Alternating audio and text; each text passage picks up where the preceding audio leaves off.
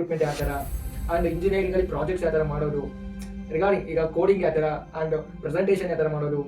ನಿಮ್ಮ ಕ್ವಶನ್ ಏನಂದರೆ ಫಸ್ಟ್ ನೀವು ನಿಮ್ಮ ಕ್ವಶನ್ ಅಲ್ಲ, ನಿನ್ನ ಕ್ವಶನ್. ಇಂಜಿನಿಯರಿಂಗ್ ಯೂಸ್ಫುಲ್ ಆಯ್ತು ನಿಮಗೆ ಏನು ನಮ್ಮ ಚೂರು ಇಂಗ್ಲೀಷ್ ಬರ್ತಿರಲಿಲ್ಲ, ದೆನ್ ಆಯ್ತು ಆಫ್ಟರ್ ಕಂಪ್ಲೀಟಿಂಗ್ ಯುವರ್ ಗ್ರಾಜುಯೇಷನ್ ನಿಜವಾಗ್ಲೂ ಹೆಲ್ಪ್ ಆಗುತ್ತಾ?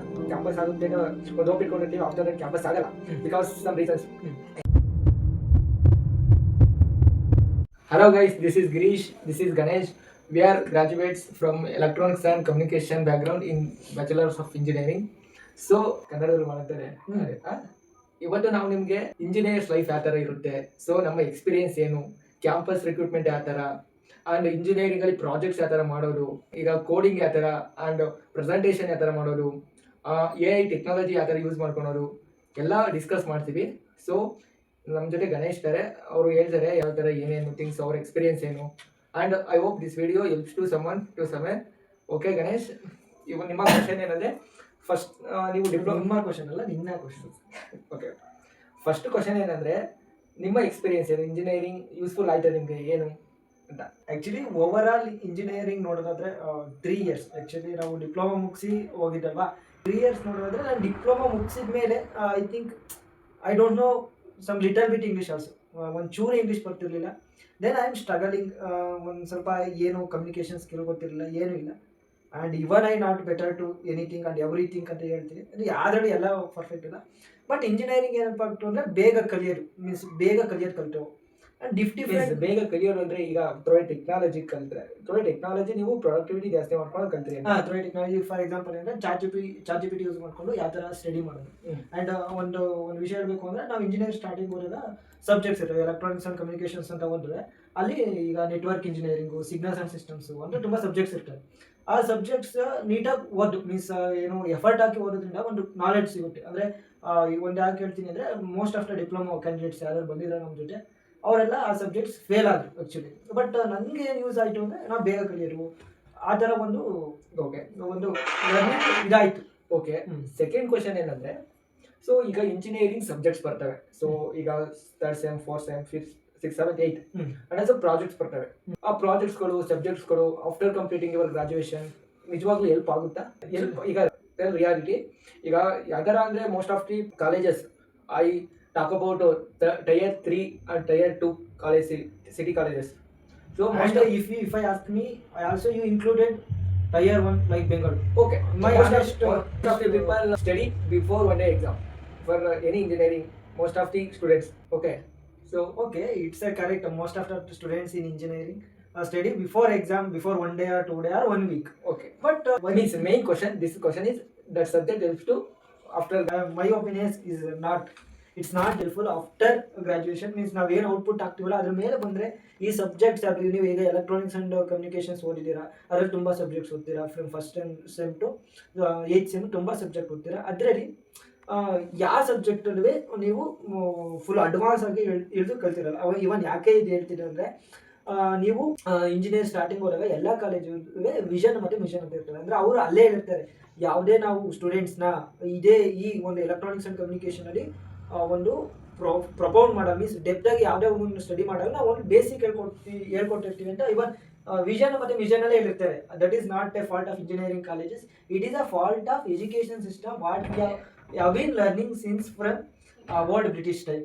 ಅಂದರೆ ನಾವು ಕಲಿಯೋದೇ ಒಂದು, ಅಲ್ಲಿ ಜಾಬ್ ಮಾರ್ಕೆಟ್ಗೆ ಹೋದರೆ ಅದು ಸ್ಕೋಪೇ ಒಂದು. There is a disconnect between job market and education. ಇನ್ನೊಂದು question, because most of the engineering students and also ಈಗ PUC ಇರುತ್ತೆ, ಮಾಡ್ತಿರ್ತಾರೆ, ಸ್ವಲ್ಪ ಜನ SSC ಮಾಡ್ತಿರ್ತಾರೆ.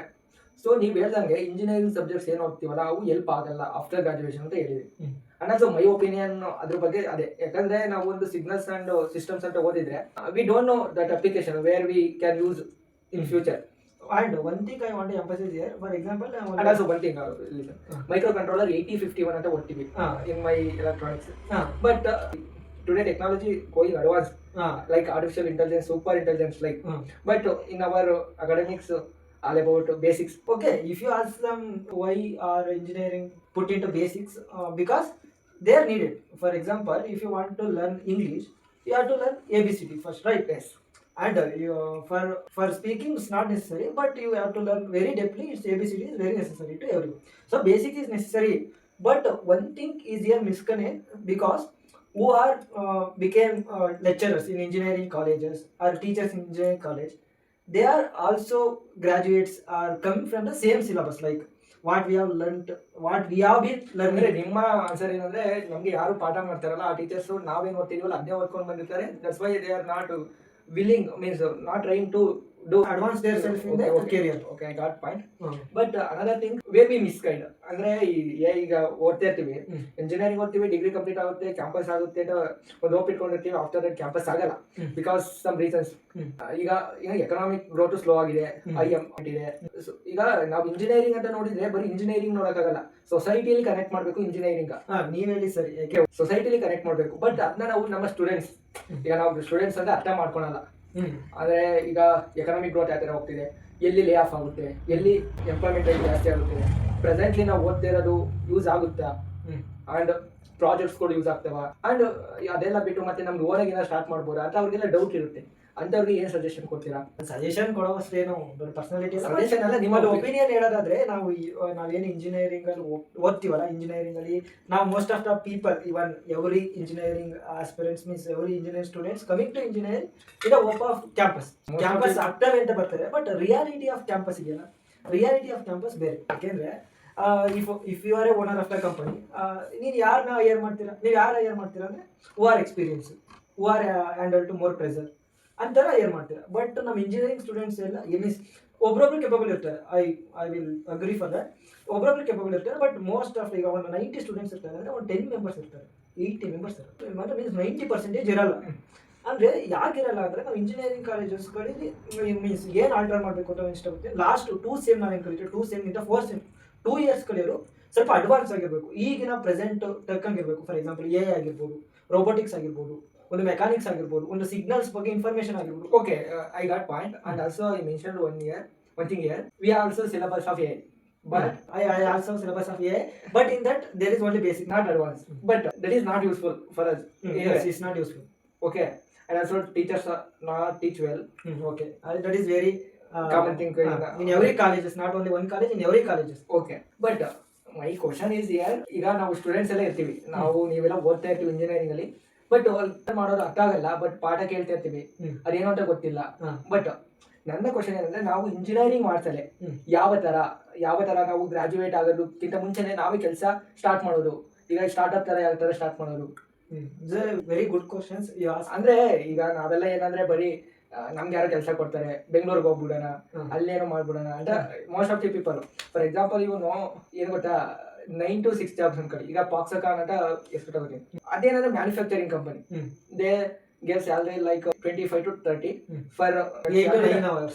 For 8 to 9 hours if you do OT they get extra. But ಈಗ ಯಾರೋ ಒಬ್ರು ಆಸ್ಪೈರಿಂಗ್ ಇರ್ತಾರೆ, ನಾನು ಇಂಜಿನಿಯರಿಂಗ್ ಅಲ್ಲಿ ಅಡ್ವಾನ್ಸ್ ಆಗಿ ಮಾಡ್ಬೇಕು ಅಂತ, ಅಂತವ್ರಿಗೆ ಏನು? ಅಂತವ್ರಿಗೆ ಆಕ್ಚುಲಿ ಫಸ್ಟ್ ಎಲ್ಲ ಒಂದು ಫುಲ್ ಸ್ಟ್ಯಾಕ್ ಡೆವಲಪ್ಮೆಂಟು ಅಂಡ್ ತುಂಬಾ ಬೇರೆ ಆಪರ್ಚುನಿಟಿ ಇದೆ. ಫಾರ್ ಎಕ್ಸಾಂಪಲ್ ಎಂಬೆಡೆಡ್ ಸಿಸ್ಟಮ್ ಆ ಥರ. ಬಟ್ ಈಗಿನ ಪ್ರೆಸೆಂಟ್ ಟ್ರೆಂಡಿಂಗ್ ಯಾಕೆ ಅಂದರೆ AI ಬೆಳೆದಿದ್ದು 2022 23 ಇಂದ 24 ಟೈಮಲ್ಲಿ ಮಾತ್ರ ಹೆವಿ ಸ್ಪೀಡಾಗಿ ಬೆಳೀತು. ಯಾಕೆಂದರೆ ವೆರಿ ಗ್ರೋತ್ ಇಸ್. ಯಾಕೆಂದರೆ ಒಂದು ಥಿಂಗ್ ಕೇಳೋಕೆ ಇಷ್ಟಪಡ್ತೀನಿ, AI ಅಷ್ಟು ಬೇಗ ಯಾಕೆ ಬೆಳೀತು ಅಂದರೆ AI ಡೆವಲಪ್ ಮಾಡೋಕೆ ಇಟ್ಕೊಂಡಿದ್ದು 1956ರಿಂದ. ಬಟ್ ಅದು ಅಲ್ಲಿಂದ ಅವರು ಸ್ಟ್ರಗಲ್ ಪಡ್ತಿದ್ರು, ಮೀನ್ಸ್ ಒಂದೊಂದೇ ಅದಕ್ಕೆ ಇನ್ಪುಟ್ನ ಕೊಡ್ಕೊಂಡು ಸ್ಟ್ರಗಲ್ ಪಡ್ತಿದ್ರು. ಬಟ್ ಯಾವಾಗ ಒಂದು ಸ್ವಲ್ಪ ಯಂಗ್ಸ್ಟರ್ಸ್ ಅದ್ರ ಮೇಲೆ ಫೋಕಸ್ ಮಾಡೋಕೆ ಇಟ್ಕೊಂಡ್ರು, ಯಾವಾಗ ಒಂದು ಎಂಟರ್ಪ್ರಿನರ್ಸ್ ಅದ್ರ ಮೇಲೆ ಫೋಕಸ್ ಮಾಡೋಕೆ ಇಟ್ಕೊಂಡ್ರು, that will be boost fastly. Okay, my question. Listen, I for your question what you asked before. And one question I want to tell here, who are aspiring to become engineering field. One question or answer? Answer. Okay. Sorry for interrupt. Answer is ಏನು ಕಲಿಬೇಕು ಅನ್ಕೊಂಡಿದ್ದಾರಲ್ಲ ಅವರು, ಅಂದ್ರೆ ಏನು ಗೊತ್ತಾ, taking A risk in that and make it. And one thing ಕೇಳಕ್ಕೆ ಇಷ್ಟಪಡ್ತೀನಿ, data analyst. That is one of the big boost right now. Data analyst. And data analyst job AI can do. Why we need but by initial time you have to jump to data analyst. You can move your career as a different roles if as like AI engineer or machine learning engineer. That one it is easy to. Okay, my question is, listen carefully. My question is, I got a zero. I don't know anything about AI and others. But as a student, I'm studying in third year and third year. How I start my company along with study? What are things they can do? ಈಗ ನೀವು company ಬಗ್ಗೆ ಕೇಳಿದ್ರೆ, first of all ನೀವು ಯಾರ ಮೇಲೆ company open ಮಾಡ್ತೀರಾ ಅಂದ್ಬಿಟ್ಟು clarity ಇರಬೇಕು. First one is purpose and vision. Second one is purpose ಅಂದ್ರೆ ಅದೇ ಯಾರು ಬೇಡ, ಈಗ ಇಂಜಿನಿಯರಿಂಗ್ ಓಕೆ ಸೆಕೆಂಡ್ ಈಗ ಇಂಜಿನಿಯರಿಂಗ್ ಮಾಡ್ತೀರಲ್ಲ, ಬೇರೆ ಮಾಡ್ತೀರಾ ಅದ್ರ ಕ್ಲಾರಿಟಿನಾ. ನೆಕ್ಸ್ಟ್ ಒನ್, ಈಗ ಅದಕ್ಕೆ ಇನ್ವೆಸ್ಟ್ಮೆಂಟ್ ಎಷ್ಟು ಬೇಕು ಅಂತ ಕ್ಯಾಲ್ಕುಲೇಷನ್ ಮಾಡಬೇಕು. ಓಕೆ ನೆಕ್ಸ್ಟ್ ಸೆಕೆಂಡ್ ಒನ್ ಆಯ್ತಾ.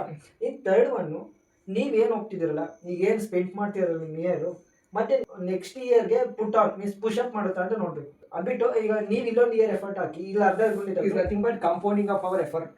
ಕಾಂಪೌಂಡ್, ಯಾಕಂದ್ರೆ 2 4 8 16 30 I got it. Okay, this is our experience. Okay, guys, this is regarding our experience and also honest to talk in engineering.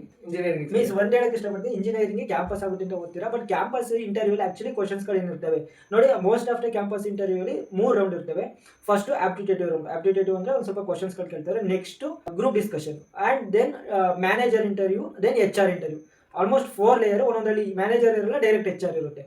But ಮತ್ತೆ ಎಲ್ಲಾರನ್ನೂ ಎಲಿಮಿನೇಟ್ ಮಾಡೋದು especially aptitude then coding round. Coding ಅಲ್ಲಿ ಏನ್ ಕೇಳ್ತಾರೆ ಹೇಳ್ತೀನಿ ಕೇಳಿ. Coding ಅಲ್ಲಿ actually ಅವ್ರು ಕೇಳೋದು ಇವನ್ ಸಿ ಪ್ರೋಗ್ರಾಮ್ ನಿಮ್ಗೆ ಗೊತ್ತಿರೋ ಫುಲ್ ಅಡ್ವಾನ್ಸ್ ಆಗಿ ಗೊತ್ತಿರೋ ನಿಮ್ಗೆ ಆನ್ಸರ್ ಮಾಡೋಕ್ಕಾಗಲ್ಲ, ಯಾಕೆಂದ್ರೆ ಅವ್ರು ಕೇಳೋದು ಅಡ್ವಾನ್ಸಿಂಗು. ದೆನ್ ನಿಮಗೆ ಏನು ಗೊತ್ತಿರಲ್ಲ ಫ್ಯಾಕ್ಟ್ಸ್ಗಳು ಅದನ್ನೇ ಕೇಳೋದು. They are asking question regarding company related problems. ಅಂದ್ರೆ ಅವರು ಪ್ರಾಬ್ಲಮ್ಸ್ ರೆಡಿ ಮಾಡ್ಕೊಂಡು ಬಂದಿರ್ತಾರೆ. ಈಗ ಒಂದು ಕಂಪ್ನಿ, ಈಗ ಬಾಷ್ ಕಂಪ್ನಿ ಬಂದಿತ್ತು, ರಿಯಾಲಿಟಿ ಬಾಷ್ ಕಂಪ್ನಿ ಬಂದಿತ್ತು. ಇವನ್ ಒಬ್ರು ಆ ಕೋಡಿಂಗ್ ರೌಂಡ್ ಪಾಸ್ ಮಾಡಿದ್ರು, ಇವನ್ ಒಬ್ರು. Because our college is not provided that type of education, means coding level assignments. ಓಕೆನಾ, ನಾವೇನ್ ಮಾಡ್ತೀವಿ ಅಂದ್ರೆ ಈಗ ಕೋಡ್ ಏನೋ 360 code 360 and charge GPT also gigs for gigs ಈ ತರ ಓದ್ಕೊಂಡು ಹೋಗ್ತಿರ್ತೀವಿ ನಮ್ದು ಓನ್ ವೇಲಿ, ಪೈಥಾನ್ ಕೋಡಿಂಗ್ ಆ ಥರ ಎಲ್ಲ. But that is not useful. Means useful ಆಗುತ್ತೆ ಸಮ್ವೇರ್, ಬಟ್ ದಟ್ ಲೆವೆಲ್ ಇರುತ್ತಲ್ಲ ಅದು company industrial compatible to application level. So this is regarding that. Okay, and I hope this video is very helpful to all who are become aspiring to engineering and who are doing engineering in third year, first year.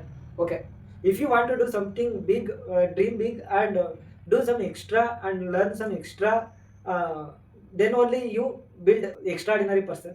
Otherwise it is difficult to survive in the present world. And Jai Hind, Jai Karnataka Mate. thank you guys.